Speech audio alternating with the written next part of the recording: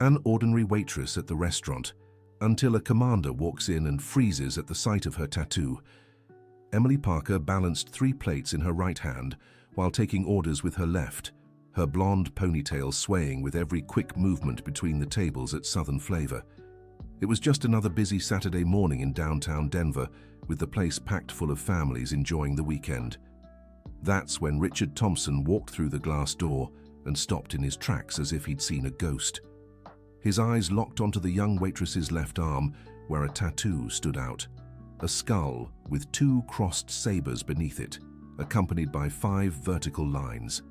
The 62-year-old man felt his legs tremble. "Good afternoon. Table for how many?" Emily asked, approaching with her professional smile, unaware of the customer's shocked state. Richard couldn't take his eyes off the tattoo. That specific symbol didn't exist anywhere in the world, except in his memory and in the memories of 8 other men who had served with him in a special rescue unit between 1985 and 1995. It was the unofficial emblem of the Phoenix Squadron, created by them to identify team members on dangerous missions. "Sir, are you okay?" Emily lightly touched his shoulder, concerned by his sudden paleness. "Sorry. Where did you get that tattoo?" Richard pointed to her arm, his voice shaking. Emily instinctively covered the tattoo with her hand. It was a question she heard often, but something in this man's tone made her uneasy. "Why do you want to know?" she replied defensively. "Table for one?" "Please, it's very important. That design, where did it come from?" The young woman hesitated. Mrs. Patricia, the restaurant manager who had raised her since she was little, had always taught her not to give personal information to customers. But there was something in the man's desperate expression that made her reconsider. "It was a tribute," she said quietly, "to my father. Now can I take you to a table?" Richard sat at the corner table, the one nobody usually wanted because it was far from the windows. His hands trembled so much he could barely hold the menu. He ordered just a coffee, unable to think about food. Dear listener, if you're enjoying the story, don't forget to like and especially subscribe to the channel. It helps us a lot as we're just starting out. Now back to the story. While Emily tended to other tables, Richard watched her discreetly. The girl was around 25, with natural blonde hair and light green eyes. Her bone structure, especially the shape of her nose, reminded him of someone he knew very well, someone who had disappeared exactly 27 years ago. "Here's your coffee," Emily returned, setting the cup on the table. "Anything else?" "Your tribute to your father." "Did you know him?" Richard asked, trying to control his anxiety. "No, he vanished when I was a baby," she replied, more relaxed now. "Why do you ask?" Richard took a deep breath. How could he explain that this tattoo was exclusive to 9 men, one of whom, Michael Parker Williams, had disappeared during a rescue mission in 1997? How could he tell her that Michael was the father of a little girl and that Richard had promised to look after her if anything happened? "What was your father's full name?" "Michael Parker Williams, but listen, I need to get back to work." Richard's world collapsed. Michael Parker Williams, a specialist in high-risk rescue operations, the man who had saved his life 3 times and disappeared on the Phoenix Squadron's final mission. The same Michael who had talked endlessly about his little daughter, Emily. "Where did you grow up?" Richard pressed. "With Mrs. Patricia, the manager here.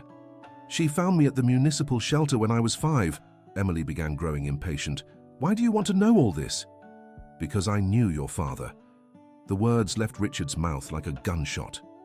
Emily dropped the tray she was carrying, the loud clatter drawing stares from everyone in the restaurant. "What?" "Michael Parker Williams, Sergeant, born in Tucson in 1965. He had a scar on his chin and always carried a photo of you in his uniform pocket. This photo." Richard pulled an old wallet from his jacket and showed a faded picture. Him and 8 men in uniform, one clearly being Emily's father. In the corner, someone had written, "Phoenix Squadron, 1995. Emily held the photo with trembling hands. It was the same face she saw in her dreams, the same shy smile she'd imagined as a child. "How do you have this?" "Because we served together. He was my best friend and teammate. And you were supposed to be dead." The words hit Emily like a punch to the gut. Mrs. Patricia, who had been watching from a distance, quickly stepped in. "Emily, is there a problem here?" she asked, positioning herself protectively between Emily and Richard. "This man says he knew my father," Emily barely managed to say. Mrs. Patricia eyed Richard suspiciously. She was a short, sturdy woman in her 60s who didn't hesitate to kick out troublesome customers.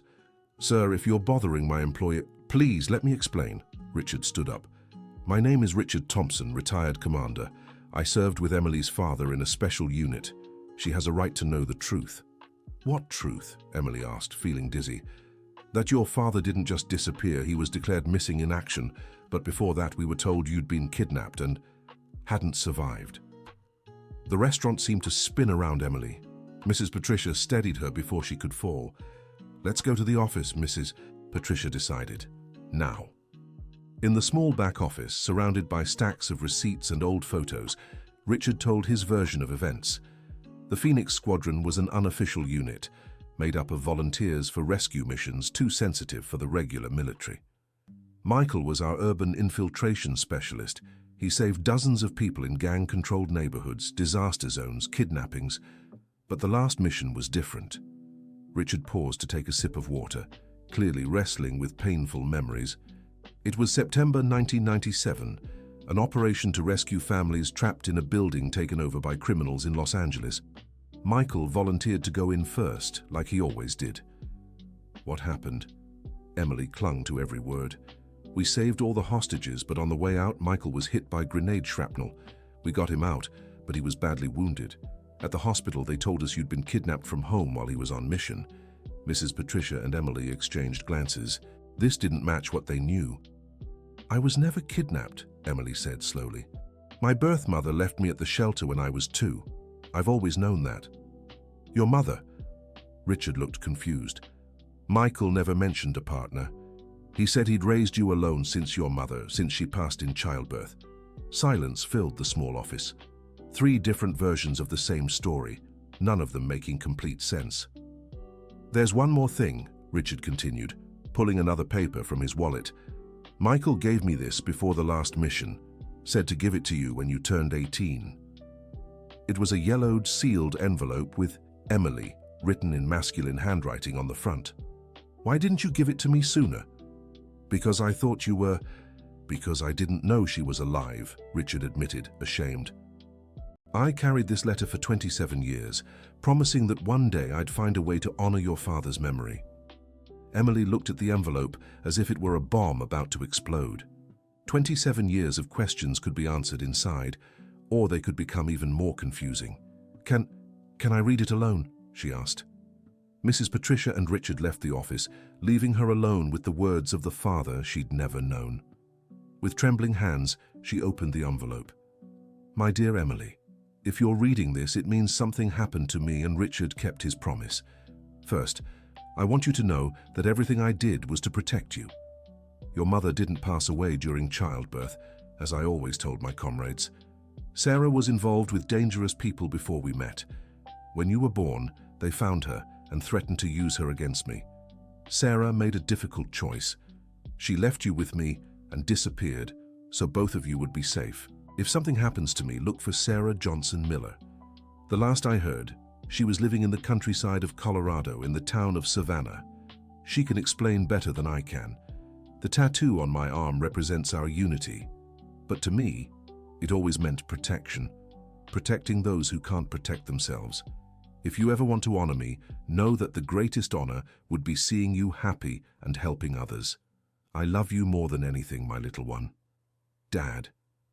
Emily read the letter 3 times before fully processing the information. Her mother was alive. There was a specific town to search. And her father loved her. When she stepped out of the office, she found Richard and Mrs. Patricia speaking quietly near the counter. "My mother is alive," she announced, holding up the letter. Dear listener, if you're enjoying the story, take a moment to like and especially subscribe to the channel. It helps us a lot, as we're just starting out. Now continuing, Richard read the letter and slowly shook his head. This explains a lot. Michael was always private about his personal life, but now I understand why. Savannah is 2 hours from here, Mrs. Patricia remarked. We could go this weekend. I don't know if I want to, Emily confessed. What if she doesn't want to see me? What if this whole story is a lie? Emily, Richard looked at her seriously, your father was the most honest man I knew. If he wrote this, it's true. But why didn't you ever try to find out if I was really dead? The question carried deep hurt. Richard lowered his eyes, clearly ashamed. Because I was devastated. Losing Michael and thinking you were gone too, I just couldn't handle it.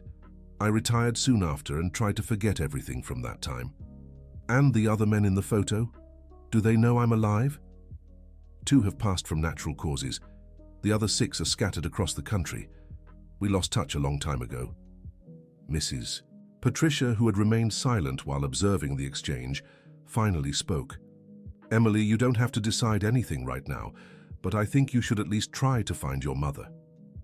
I don't know if I'm ready for more disappointment, Emily admitted. Then start slow, Richard suggested. How about I help look for information about her first? I still have some contacts who can track people down. Emily looked at the 2 adults who, each in their own way, cared for her. Mrs. Patricia had been her mother figure for 20 years. Richard was her only living connection to her father. Maybe it was time to stop running from the answers. All right, but I want both of you to come with me when I meet her. Of course, Richard agreed immediately.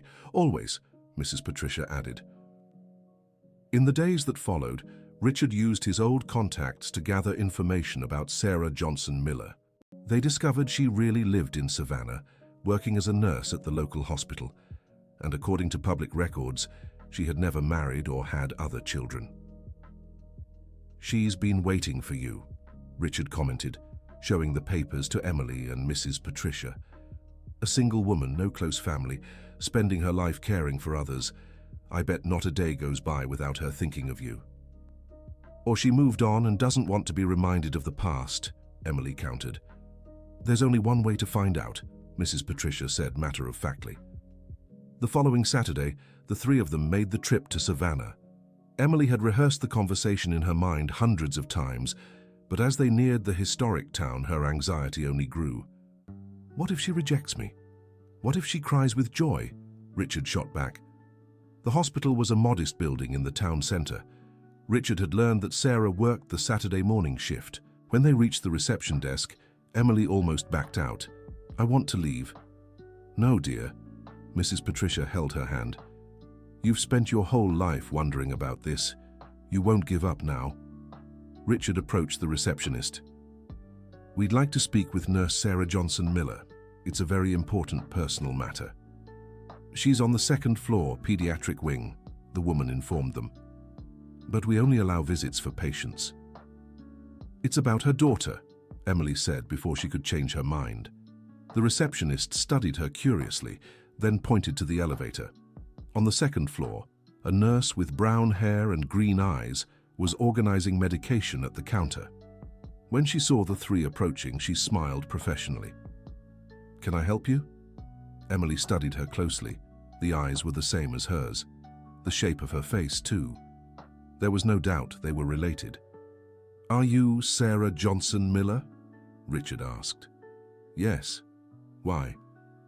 My name is Richard Thompson. I served with Michael Parker. Sarah dropped the clipboard she was holding. Her hands flew to cover her mouth and her eyes instantly filled with tears. Michael, is he... He passed 27 years ago, Richard said gently. But he left someone for you to meet. Sarah looked at Emily and immediately broke into sobs. No introductions or explanations were needed. A mother recognizes her daughter from any distance, after any length of time. My girl, my Emily. The reunion was a mix of tears, embraces, and broken words. Sarah couldn't stop touching her daughter's face, as if needing to be sure she was real. I'm sorry. So sorry, Sarah repeated between sobs. Why did you leave me? Emily asked, her own voice trembling. Sarah took a deep breath, trying to compose herself. Because I was young and foolish and got involved with terrible people. When you were born, they said they'd use you to control me. Michael and I decided the only way to protect you was for me to disappear. But why didn't you come back for me later? I wanted to. Every single day I wanted to, Sarah confessed. But Michael said the longer time passed, the safer you'd be, that when you grew up I could explain everything. And then he left on the mission, Richard finished. I heard the news through an old acquaintance of his. I thought you were being cared for by Michael's family. When I found out you were in a shelter, you'd already been taken and no one knew where. Mrs. Patricia, who had watched the whole scene in silence, finally spoke. She came to me. I raised her as my own. Sarah turned to Mrs. Patricia with gratitude in her eyes. Thank you. Thank you for loving my daughter when I couldn't. She's a special girl, Mrs. Patricia smiled through her tears. Woman, Emily corrected. I'm 27. You're right, Sarah laughed nervously. You're a woman. A beautiful, strong woman, just as I imagined you'd be. They spent the rest of the morning talking in Sarah's small office. She shared about the years of suffering, always wondering if she'd made the right choice. She showed a box she'd kept for decades. Photos of Emily as a baby, the hospital bracelet from her birth, drawings Michael had made of their daughter. I used to imagine what you'd look like at 5, 10, 15. Sarah showed rough but love-filled sketches. Michael always said you'd be stubborn like me and brave like him. She's both, Mrs. Patricia confirmed, laughing. And you have his tattoo, Sarah noticed, gently touching Emily's arm. It's my way of honoring him. He'd be proud. Richard, who'd watched the reunion with satisfaction, finally spoke up. Michael made me promise I'd look after Emily if anything happened to him. I failed that promise for 27 years. I want to make it right. How? Emily asked. The other squad members. I want to find them and tell them you're alive, that you found your mother. Michael always said we were family. It's time to bring that family together. Can you find them? I can try. Would you like to meet them? Emily looked at Sarah and Mrs. Patricia. For the first time in her life, she had a complete family, birth mother, adoptive mother, and a connection to her father through Richard. Why not meet more people who'd loved Michael? Yes, I want to meet them all. Dear listener, if you're enjoying the story, don't forget to like and especially subscribe to the channel. It helps us newcomers so much. Now, continuing. The following weeks were a whirlwind of emotions and discoveries. Richard managed to track down 4 of the 6 surviving Phoenix Squadron members scattered across the United States.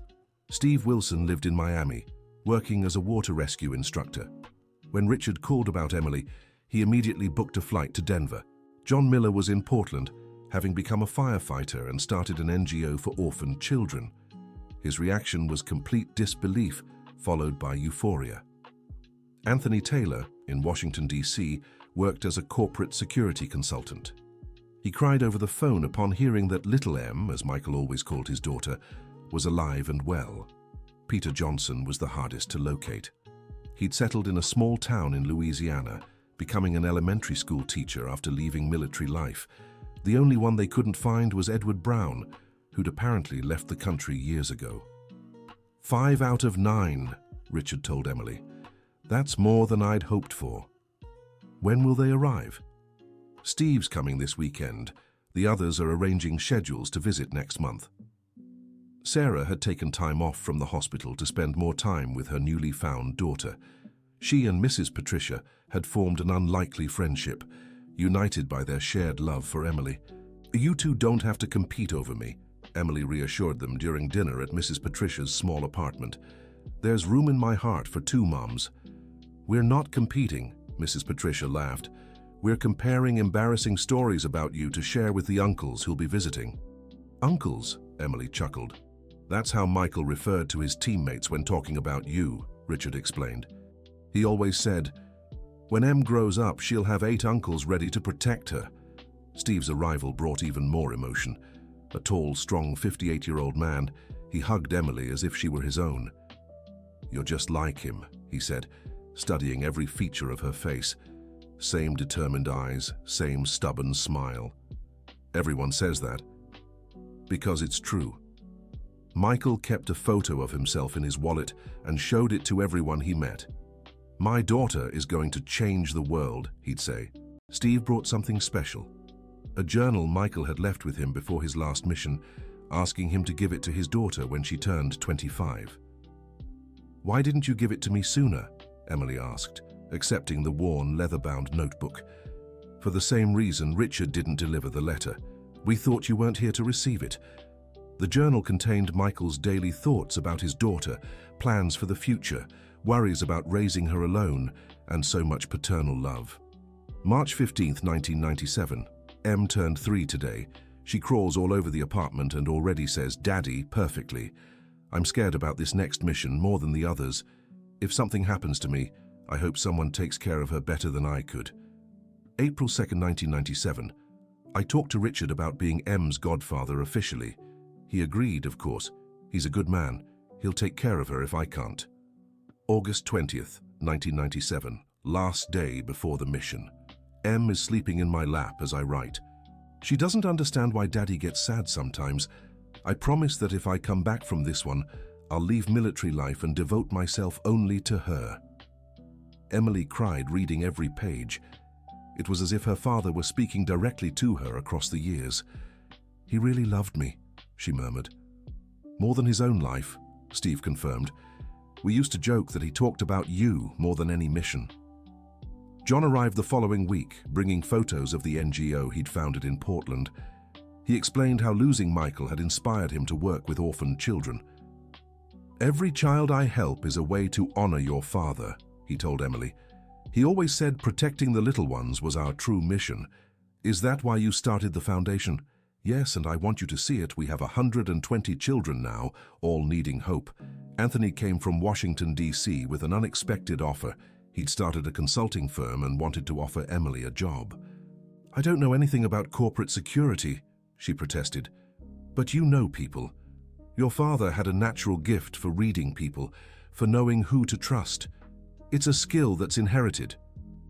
"I'm not sure." "Think about it. It'd be a way to break from the restaurant routine, to see the world your father protected." Peter was the last to arrive, and his story was the most touching. After losing Michael, he'd left everything behind to teach at a rural school in Louisiana. "I couldn't carry a weapon anymore after losing my best friend," Benny explained, "so I decided to teach kids to read. Michael always said education was the best protection." "How many children have you taught?" "In 25 years, over 1,000. And I tell all of them stories about your father. They know the hero Michael who saved people." Emily felt overwhelmed by so much love from people she hadn't even met in person, but who loved her through her father's memory. "It's a lot to take in," she confessed to Sarah during a walk in the city park. "I know, sweetheart, but look at it this way. You've spent your whole life wondering about your family. Now you have more family than you can count. Sometimes I feel like I don't deserve this much love." "Why would you think that?" "Because I haven't done anything to earn it. They love me because of Dad, not because of me." Sarah stopped walking and held her daughter's shoulders. "Emily, look at me. You work hard every day, treat everyone with kindness, take care of Mrs. Patricia, help other restaurant staff. You're exactly the daughter Michael hoped you'd be." "How do you know?" "Because he told me about his dreams for you. He wanted you to be strong, independent, generous, and you are all of those things." That evening, during a dinner with all the uncles gathered, Richard made an announcement. "Everyone, I have a proposal. I know Michael would be happy seeing all of us here, taking care of Em as we promised. What if we made it official?" "How so?" Emily asked. "A foundation, in Michael's name and in his honor. We can combine the projects each of us already runs, Steve's NGO, Peter's school, Anthony's work. And do what exactly? Help families who've gone through what you went through, military parents who are gone, orphaned children, mothers who had to make tough choices." The idea excited everyone. Steve suggested preventive rescue programs. John talked about expanding care for children. Peter wanted to build schools in underserved communities. Anthony could handle the administrative and financial side. "And me? What would I do?" Emily asked. "You'd be the heart of the foundation," Richard replied. "The inspiration. Proof that even in the saddest stories there can be happy endings. I don't know if I'm ready for such a big responsibility.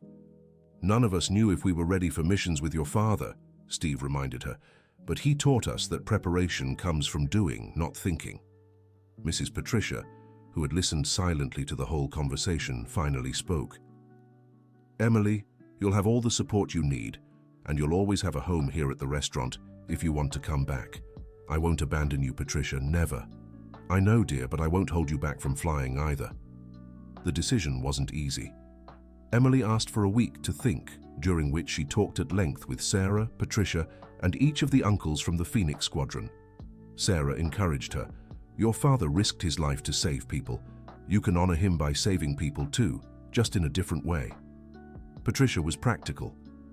You've always wanted to do something bigger than waiting tables. This is your chance. John was direct. We have resources and willingness. All we need is someone to give the foundation a face, someone who represents the new generation. Anthony offered support. All the legal and financial setup I'll handle. You just need to be yourself. Peter was poetic. I teach children to dream every day. You can teach people not to give up on their dreams. Steve was motivational. Your father jumped out of helicopters to save people. You just need to jump into this new life. Richard was emotional. It's what Michael wanted, a daughter who would change the world. By the end of the week, Emily had made her decision.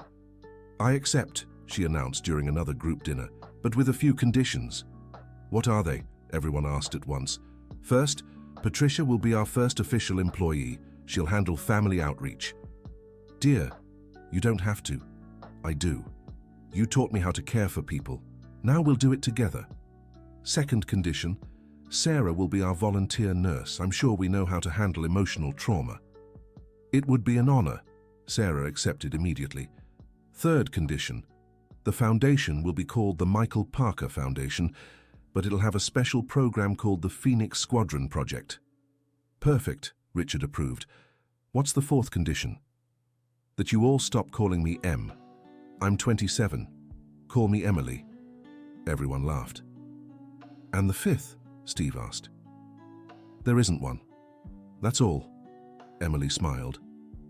The following months were intense. Anthony handled all the foundation's legal paperwork. Richard used his connections to secure initial donations. John provided NGO management expertise. Peter developed educational programs. Steve created emergency response protocols. Sarah arranged a transfer to Denver's hospital to be closer to her daughter. Patricia quit the restaurant, after properly training her replacement, to dedicate herself fully to the foundation. Are all the women in my life changing because of me? Emily joked. No, dear, Mrs. Patricia corrected. We're moving because this is the opportunity we've all been waiting for. Opportunity for what? To make a real difference, Sarah finished. The Michael Parker Foundation was officially launched 6 months later in a simple but emotional ceremony. The chosen location was a small but well-placed building in downtown Denver, with rooms for services, administrative offices, and a communal space. Someone important is missing, Emily remarked during the ceremony, looking at the photo of Michael decorating the main wall. He's here, Richard said, touching his chest. In each of us. And in her, Steve pointed to Emily. Every time she smiles, I see his smile.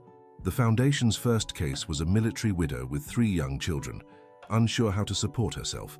The second was a veteran with psychological struggles, with no family to lean on.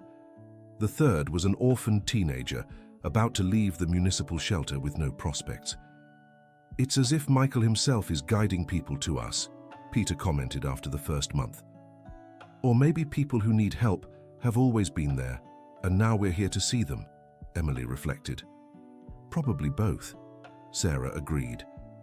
The foundation grew quickly. In a year, they were helping over 100 families. In 2 years, they had partnerships with hospitals, schools, and other social organizations. In 3 years, they were a national reference for supporting military families. Emily discovered she was a natural leader. She had her father's ability to connect with vulnerable people, but also inherited Mrs. Patricia's practicality and Sarah's kindness. You found your true calling, Richard said during an annual review meeting. I think my calling found me, Emily corrected. Through a tattoo a commander recognized in a restaurant. Fate works in funny ways, Steve mused. It wasn't fate, Mrs. Patricia interjected. It was love. Michael's love for you crossed decades and brought all the right people to the right place. Mrs. Patricia is right, Sarah agreed. Your father planted seeds of love in all of us. Now we're seeing the harvest. 5 years after the Foundation's creation, Emily got an unexpected call. It was Edward Brown, the last member of the Phoenix Squadron they hadn't been able to locate. Emily, it's Edward, your father's friend. I just read about the Foundation in a newspaper. Can I come visit? Of course. Where are you calling from? England. I've lived here 15 years, but I'm returning to the United States next week. Edward arrived with a surprise. He had created a similar organization in London, helping struggling Brazilian immigrant families. When I read about your foundation, I realized we were doing the same thing on different continents, he explained. Michael taught us to care for each other. Apparently, we all took that lesson to heart. So there are 9 of us scattered around the world, all doing social work, Emily asked. Exactly. And 2 have already passed away doing good until their last day, Edward confirmed, referring to the 2 members who had died of natural causes. Dad would be proud. He is proud, Edward said firmly. Somewhere, Michael is watching all this and smiling. The reunion of all surviving Phoenix Squadron members 5 years after their first meeting was moving. Each brought reports of their social projects. Together, they had helped thousands across 3 countries. I propose we formalize a network, Anthony suggested. Phoenix International Institute, with shared coordination between the United States and England, Edward added. And expansion to other countries where there's a need, John added. Everyone, Emily raised her hand, you're talking about something very big. Your father always thought big, Richard reminded her. Why would we think small? Because I'm still the waitress who served coffee 5 years ago. No, Mrs. Patricia disagreed.